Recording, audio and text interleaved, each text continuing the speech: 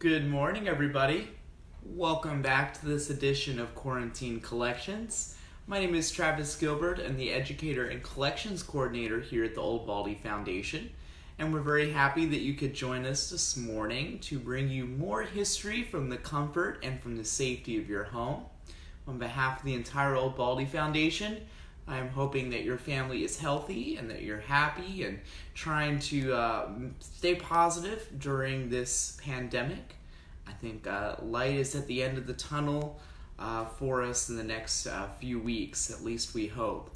We can get things back to normal and welcome all of you back to beautiful Bald Island.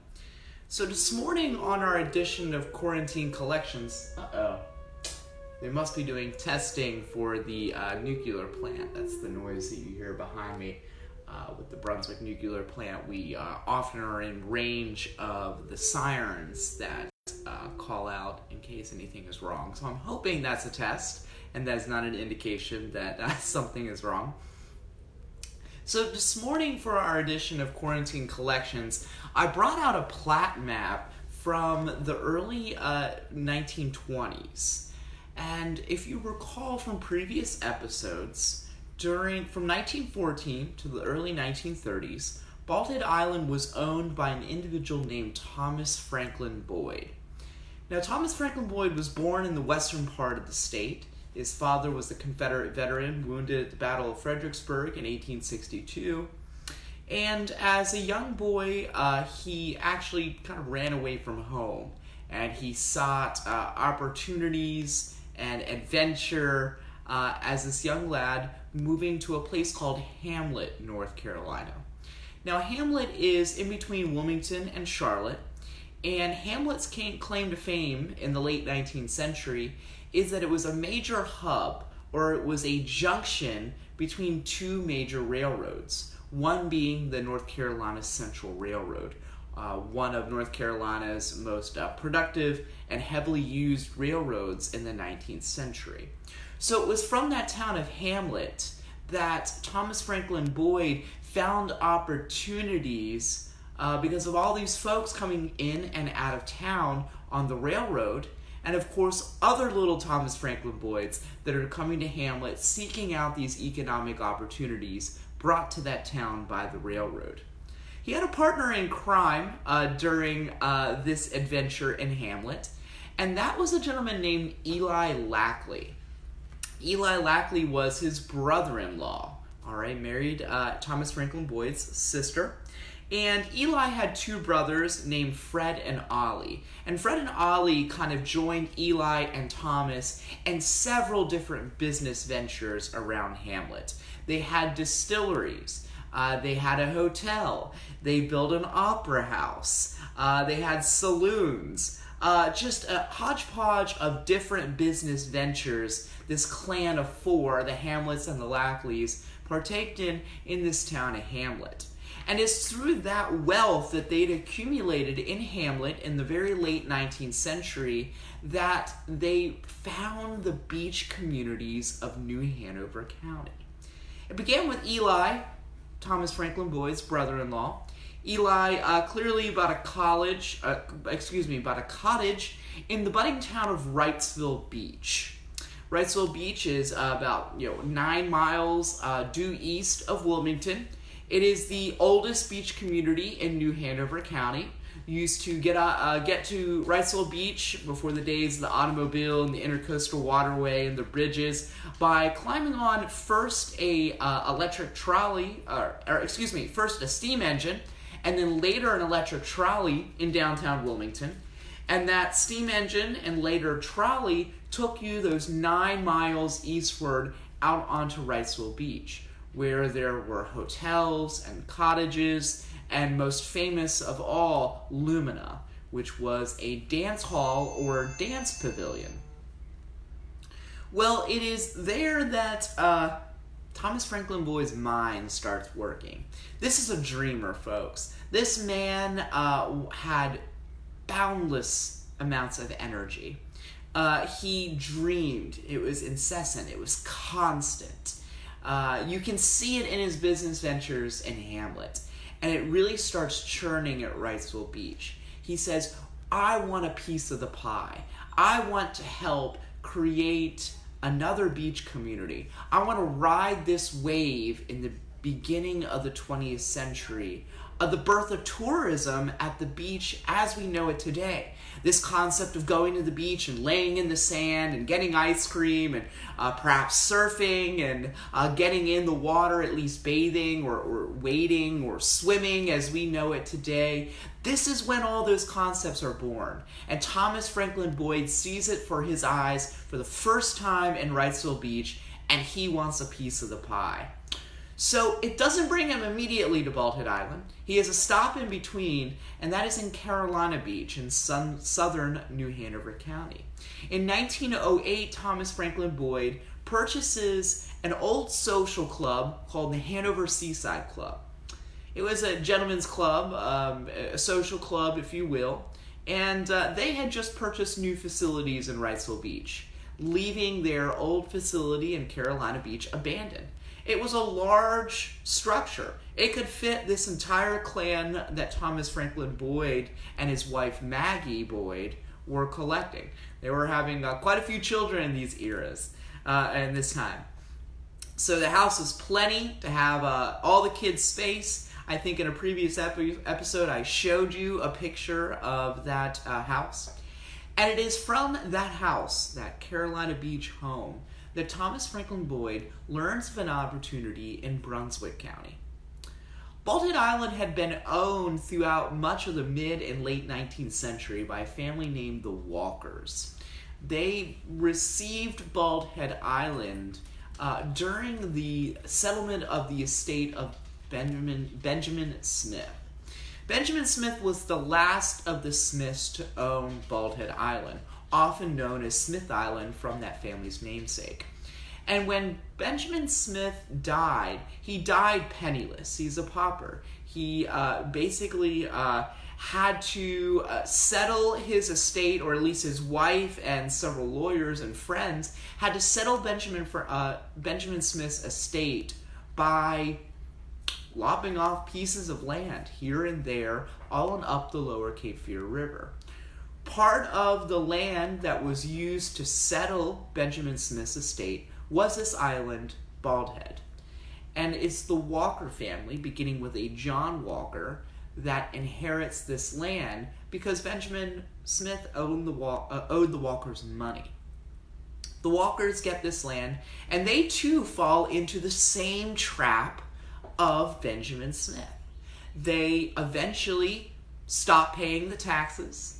Brunswick County gets angry with them, and by the early 20th century, Brunswick County is foreclosing on the Walker family's estate here on Bald Head Island.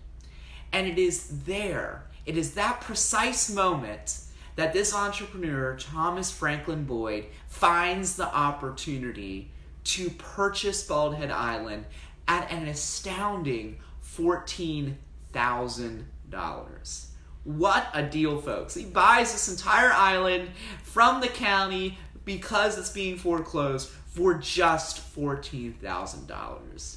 It is about the only thing, folks, that goes right when Thomas Franklin Boyd ventures onto Bald Head Island. Hey, if you're listening out there, good morning, Dan and Emmeline. It was so nice of you to join me last evening for the Historical Society's class. I very much enjoyed talking to you both. And let me see who else is online here this morning. Folks, if you're listening out there, give me a shout out in the comments. Let us know where you're listening from. Let us know what your connection to Bald Head Island is. We'd love to hear from you. And if you have any questions about the material this morning or would like us to elaborate on something, give us a shout out there. If you're listening into the future, we will get back to you. We've been monitoring this, so... Hey, Mackie, of course you're here. I got your email this morning, Mackie. It's kind of nice to see that Oak Island is using some of our material. That's a wonderful page. I've been on that page before.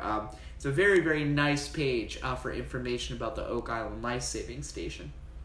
Kara, good morning to you. Hey, Gina, good morning. Speaking of Oak Island, I hope that you are healthy, Gina. And Janie, good morning. Hey, it's good to see you. Mackie, darn, I missed last night. I had it on my calendar and still missed it. Well, make sure you sign up, Mackie. I know it as of last night, or as of yesterday afternoon, the class was full, and it's a 4-part class. Send me an email if you can't get into the class and you're still interested. I will see what I can work out. So, Thomas Franklin Boyd, he buys Bald Head Island, or this prior Smith Island, for $14,000. Now there are all kinds of problems, or I don't think Thomas Franklin Boyd ever viewed these as problems. He would probably use some slick term like opportunities. There were some kinks that he had to work out that we still deal with at Bald Head Island today. You need amenities, you need transportation, you need to survey lots, you need to market these lots, all kinds of opportunities, we'll call them, for Thomas Franklin Boyd to use this mind, to use this optimism of his, and apply those on this palette that is now called Palmetto Island. It's the first decision he makes. He actually begins calling it Palmetto Island. I think it has a little more of a zing to it than Bald Head, which is the butt of so many jokes, and Smith Island, which is just, frankly, just plain boring. It's just blasé. Hey, good morning, Patty. It's good to hear from you. Mac, you paid to know the right people. Thank you. I'll try to sign up and let you know if I'm unsuccessful. Yeah. It's not about what you know, it's about who you know, right? So, what I pulled out behind me is a Plat map from this era in Bald Head Island's history. So Thomas Franklin Boyd renames Bald Head, or Smith Island, Palmetto Island, and then he hires a surveyor, and the surveyor team comes down to this island and begins platting out various communities on this island. They survey out streets, they survey out lots at a variety of sizes, and they give each of these communities different names. So like today, we have Royal James and Timber Creek, Flora's Bluff, Killigray Ridge. Well, in the Palmetto Island era, we had Ocean View, we had Palmetto Beach, we had Zeke's Island, and we had Oyster Claims. Oyster Claims is what I pulled out for you all. It was a subdivision located on East Beach, and it consisted of 17 10-acre lots that were organized parallel to East Beach's oceanfront. There were 2 streets named in between these lots. There were Palm Street and Shell Street. So you basically had a row of homes or 10-acre lots that were oceanfront, and then there was a row parallel to the oceanfront just behind these oceanfront lots. So almost another or a second street in. Now the streets going perpendicular to the ocean, perpendicularly intersecting with Palm Street and Shell Street, were numbered 1, 2, 3, 14, 15th Street. All right. And most of these 10-acre lots, you think 10 acres, I mean, that's a good chunk of land. Well, most of these 10-acre lots, these 17 or so that were on Oyster Claims at Shell Beach, Long East Beach, were dedicated or earmarked to Thomas Franklin Boyd's shareholders. That's right. And I pulled out also a share, a Palmetto Island Company share. So Thomas Franklin Boyd, much of his success for Palmetto Island is because he sought out shareholders, all right? He did not have the capital. Eli Lackey, his brother-in-law, his partner in crime, did not have the capital to successfully begin developing the amenities required to attract folks to buy these lots on this resort called Palmetto Island. So he sought out various shareholders that could contribute capital in order to make this dream come true. And here we have number 47. This individual bought 5 shares, and you have Thomas Franklin Boyd's signature. The shares were $100 each, all right? And there was an authorized of $1 million worth of shares. So $1 million worth of shares were authorized. You could purchase a share for $100 each. And it was called the Palmetto Island Company, of course, incorporated under the laws of North Carolina. And we have several shares in our collections. This one in particular, as I said, was the transaction number 47. This individual bought 5 shares. And if I can read the date here, it is, folks, I unfortunately just can't quite read it. I think it says 1914. Or no, excuse me, I see if the date is wrong.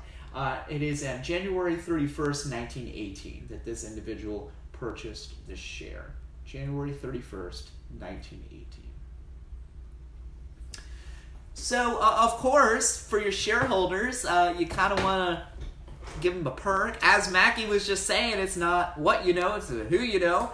So Thomas Franklin Boyd, of course, is going to reserve the best land, the best ocean front, the largest lots to his shareholders that are providing the capital to make this dream come true.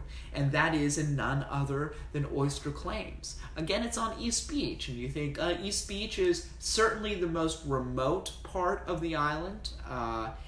Some consider it the nicest beach. I don't necessarily subscribe to that theory, but there is this kind of notion that everybody wants to go out to East Beach. You find that East Beach's beach accesses today tend to be the more popular.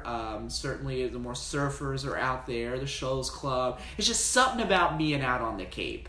And certainly, I will say it is my opinion that East Beach's water tends to be a little more clearer. So even in today's standards, it makes sense that Thomas Franklin Boyd would like his shareholders to have beachfront property out towards East Beach, just north of Cape Fear. So without further ado, I'm going to bring you over on the camera to the map, the Plat map that I pulled out. So unfortunately, the map is, so this is the danger of creasing things, folks. If you have any personal collections at home, scrapbooks, anything like that, please unfold them. There we go. Lost connection there a minute. All right, I'm back. It is a historian. All right. Hey, Mackie, do me a favor and let me know if I'm still live here. I really appreciate it. Just let me know the internet's going in and out. So as I was saying, I'm sure McCallie would agree. She's listening in. Historian and archivist's worst nightmare is when you get things that are creased. Thank you, McCallie. Yeah, when you crease things, this is what happens. They sit folded, creased for years and years and years, and then when some archivist comes around 20, 30, 100 years later and unfolds them, it tears. So just a little food for thought this morning. That is what happened here. Please uncrease anything that you have that you'd like to preserve. So there's the title, Oyster Claims at Shell Beach on Palmetto Island, Brunswick County. So you see the scale there is 1 inch per 200 feet, and this was surveyed in April of 1915, so about a year into Thomas Franklin Boyd purchasing Palmetto or Smith or Baldy Island. And you can see there we have the 10-acre lots. You can see that folks, that lot, some of these are labeled. Sloan, that one was 10 acres. Another Sloan. And more. Now, I've not done enough research on this map, but I will let you know, working with history up in Wilmington, Sloan and Folks, those names ring a bell. the story of Wilmington. So it is highly likely, in my just an educated guess, that many of these individuals that bought shares for Palmetto Island were themselves entrepreneurs up in Wilmington. So then we have these lots down below. These lots are more rectangular. This is the second row of lots. So these are a little more rectangular rather than the square lots in the first row. But they again are 10 acres, numbered and labeled. You can see there's a name, Lackey. Remember Eli and his brothers. Eli is Thomas Franklin Boyd's brother-in-law. Eli brought along 2 brothers, and they all were kind of business partners with Thomas Franklin Boyd throughout much of the 20th century. You can see some of the other labels here.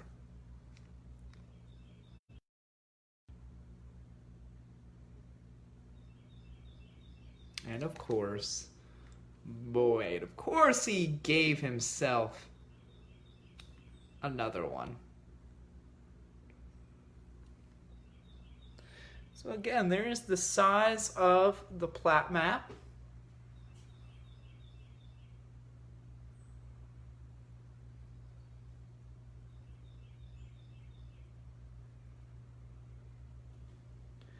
So another interesting piece here in our collections.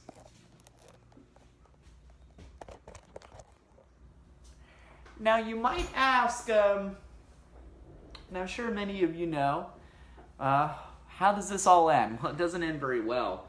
Trying to stay positive here, but it is part of our story, you will find that the lackeys, Eli, Thomas Franklin Boyd's brother-in-law, and then Eli's 2 brothers that kind of went along for the ride, Fred and Ollie, all 3 of them pass away in 1918 during the Spanish influenza pandemic. They get sick when the pandemic arrives in Wilmington, and all 3 of them pass. So, it's just an unfortunate part of this story, and pertaining and very applicable to today, to take this pandemic seriously.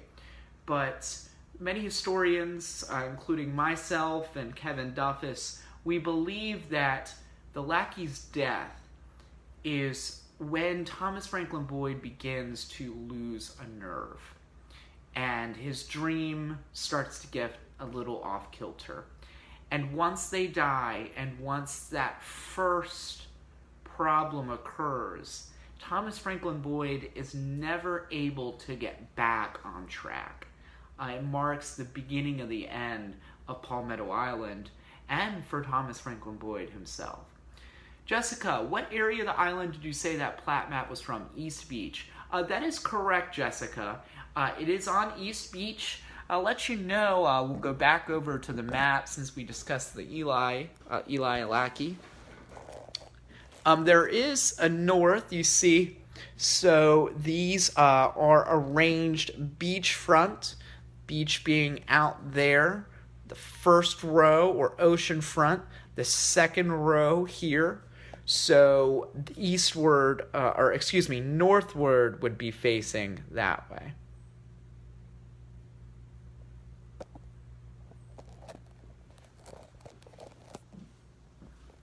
So imagine just north of the modern-day Shoals Club, somewhere, certainly not Middle Island, so it would be somewhere out towards beach access, like 39, along Station House Wind, probably today, somewhere out in that area. It doesn't give us, unfortunately, enough clues to know exactly where.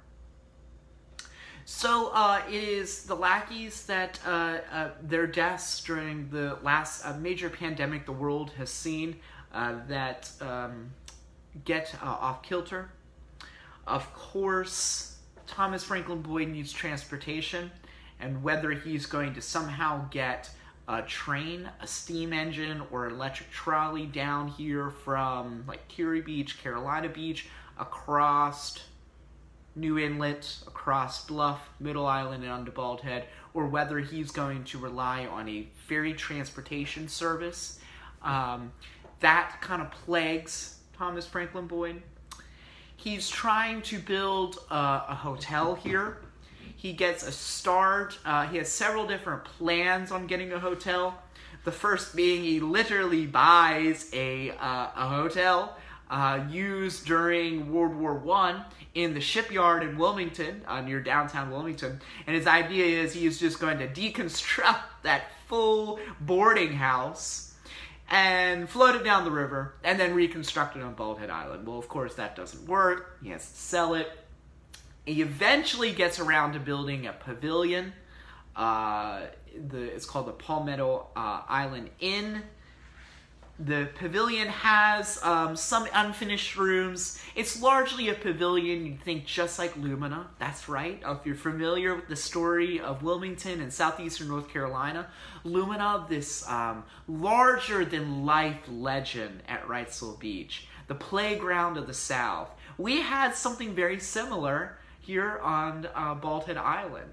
It was finished around early 1920s. 1924 is when it was finished. But it never had the zazz. Certainly didn't have the electricity, the lights, the signs, the movies, the black and white movies you could watch on the surf at Lumina. None of that. It's a much more rustic version of Lumina down here. But it doesn't have many of the accommodations that tourists were seeking, because they receive these accommodations at Wrightsville and Carolina Beaches and Isle of Palms down in Charleston. So he tries to build a hotel, and he does get to a hotel, but imagine building a pavilion, building a hotel. He is sapping a lot of his capital, sapping a lot of his resources. And now he has a pavilion, and now he has a hotel on an island that still does not have a reliable transportation system. If you've been joining us, this should ring a bell. This is going to plague and eventually be the demise of a later developer named Carolina Cape Fear Corporation in the 1970s. They say history doesn't repeat itself, but it sure does rhyme. So it is, lastly, it's the Great Depression that hits in the late 1920s and through the 1930s that completely destroys Thomas Franklin Boyd's dreams here on Palmetto or Bald Head Island. So Oyster Claims never gets built.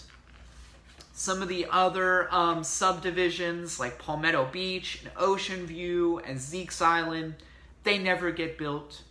They are unfortunately just left on paper, and the dream never realized.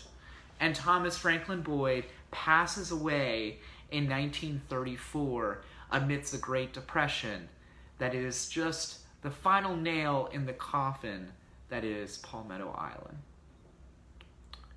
So I hope you enjoyed that this morning. We still have plenty of material that helps tell the story of Palmetto Island and Thomas Franklin Boyd's time here on Bald Head Island.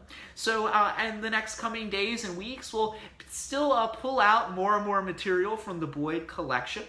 I will let you know that the map behind me was not donated by the Boyds. It was donated by the Capels. They are a family here on Bald Head Island. They own property up on Middle Island. They have been very generous supporters of the Old Baldy Foundation going back to the late 80s and throughout the 90s. They have donated not only that map, but they've donated newspapers, photographs. Several items in our collections are due to that family's generosity, so we thank them. Jessica, do we know the location of the original pavilion and hotel? Roughly. So the hotel's ruins are still on the island today. They are located just offshore of West Beach. They're on private property, so it is not legal to go and explore those remains. And that's why I'm going to avoid saying the road or the street that those remains are. But I will say they are just located off of West Beach. And our executive director and I have been discussing about reaching out to that property owner and perhaps bringing you live to the remains of the Boyd Hotel there on West Beach. And the Pavilion was not far away. It would be somewhere right along, again, West Bald Head Wine. Unfortunately, there are no remains for the Palmetto Island Inn, but due to photographs, there are two options with photographs of the Palmetto Island Inn. We don't have any photographs of the hotel, which came later, but the Palmetto Island Inn, or the Pavilion, completed in 1924, we do have photographic evidence of. And that photograph shows us two things. Either Thomas Franklin Boyd clear-cut the maritime forest around the inn, or the inn was located so close to the beach it did not it did not puncture, it did not enter the maritime forest. My opinion is of the latter. I think that it was very, very close to the beach. So one could argue today that the Palmetto Island Inn would be near Beach Access 4, Beach Access 5, somewhere in that vicinity. Again, no remains of the inn. And if you go back to a previous episode, you can see photographs of the inn. We have some of those on our digitized collections, accessible from your home at oldbaldy.org. And also the New Hanover County Public Library has several photographs of the inn.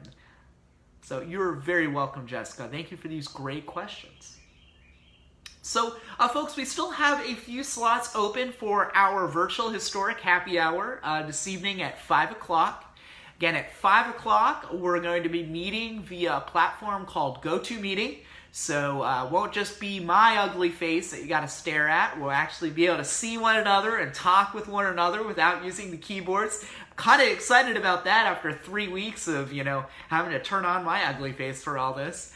So I'm looking forward to saying hello to several of you at 5 o'clock during our historic happy hour.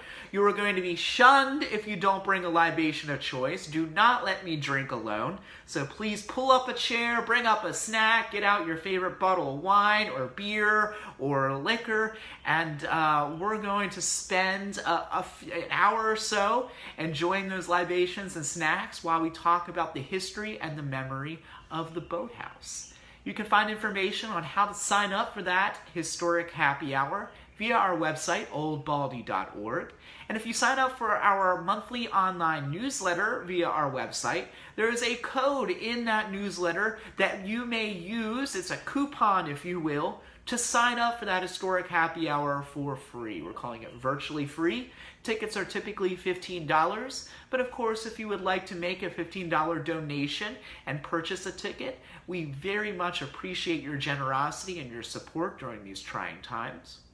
Additionally, when you go to our website, check out our new online store. Jess, who runs our retail operations, has been working hard to bring you our gift shop into a virtual experience. There's all kinds of apparel and books and games and puzzles and children's toys and beautiful works of pottery by Melissa Reddick that feature photographs from our archival collections. All kinds of great items on that online store. And when you shop, you are shopping for a good cause to support our endeavors and our mission at the Old Baldy Foundation to preserve and interpret the story of Bald Head Island.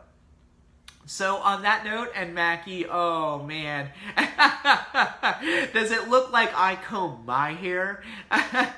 So, based on what you see with my hair every day, I do not think you want to put me in responsibility of combing your hair. So, So, hey folks, thank you for joining us this morning. This afternoon, we'll be bringing you out live to the field. We have a great spot that many of us don't get to focus on our normal tours in person. So I'm very excited about that. I'll leave you on that cliffhanger. So again, 2 o'clock, we'll be back live on Facebook. And then at 5 o'clock, we will be on GoToMeeting for our virtual historic happy hour, the first of many happy hours this year. Thanks, folks, and have a great day.